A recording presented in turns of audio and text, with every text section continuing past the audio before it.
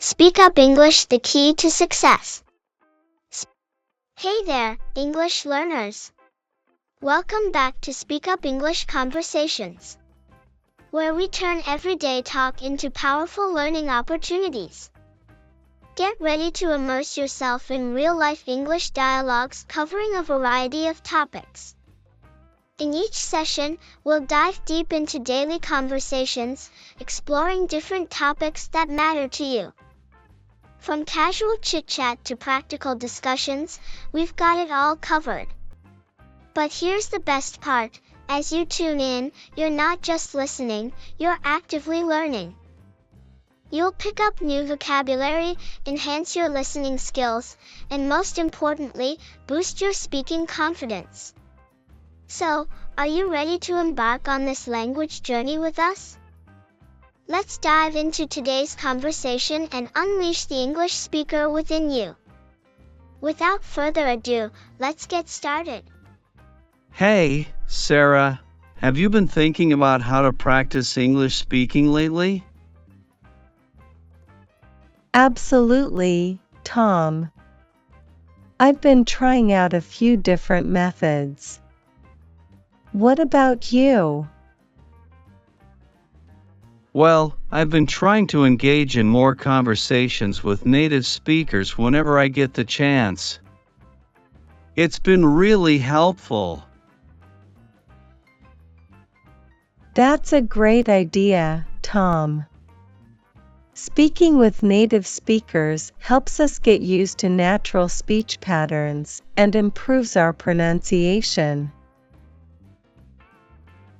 Yeah, and I've also been using language exchange apps to connect with people from different countries. It's like traveling the world from the comfort of our own home. That sounds awesome, Tom.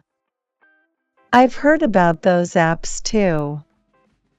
It's a fantastic way to make new friends while practicing English.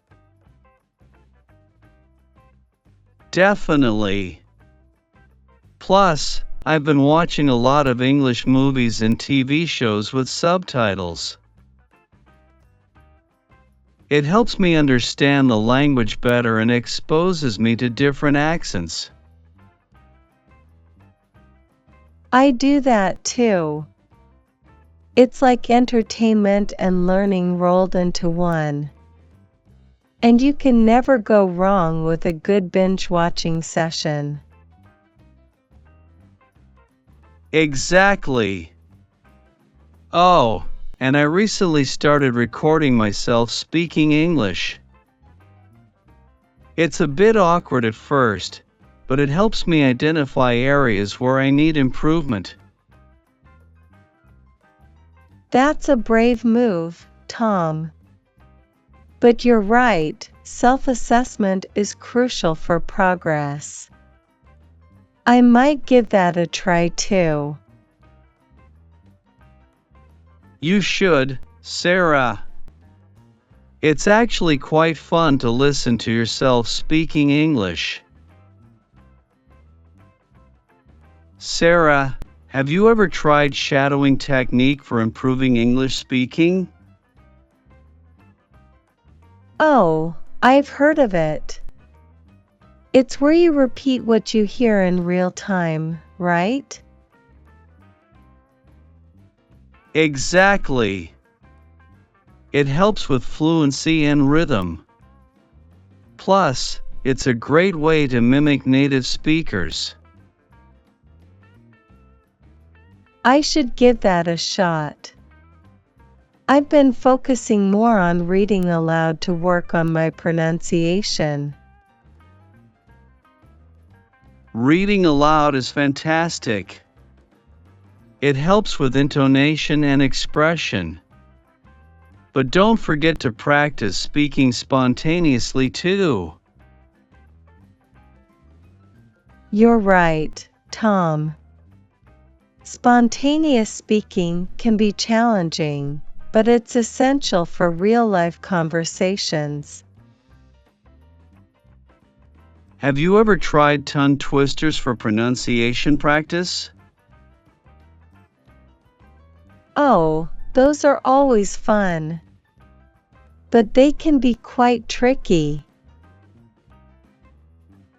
They are, but they're excellent for improving clarity and diction. How about we try one together? Sure, let's give it a go. Peter Piper picked a peck of pickled peppers.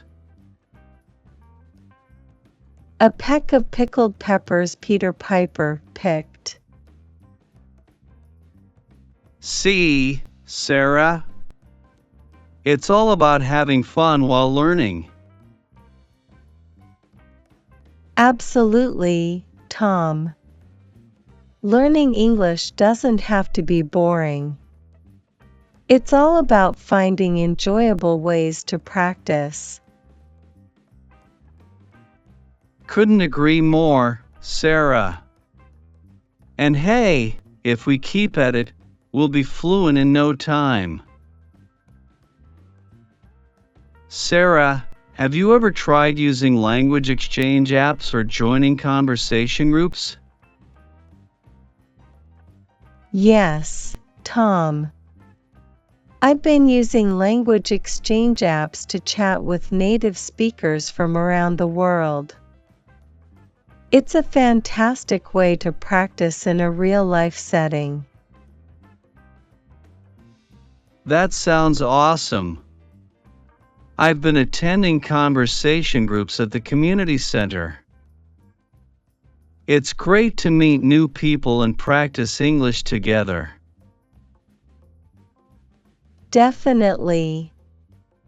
The key is to immerse yourself in English as much as possible, whether through apps, groups, or even watching English movies and TV shows. Absolutely.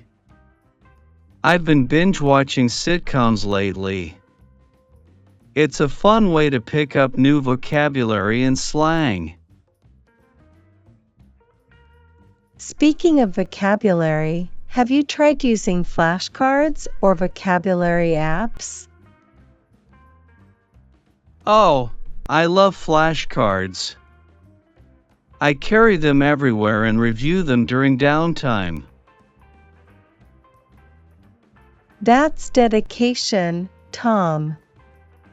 Consistency is key when it comes to vocabulary acquisition. Absolutely. And hey, practicing speaking with you today is another step towards fluency. Likewise, Tom. It's always enjoyable and motivating to practice with a friend. Sarah, do you set specific goals for your English learning journey? Yes, Tom.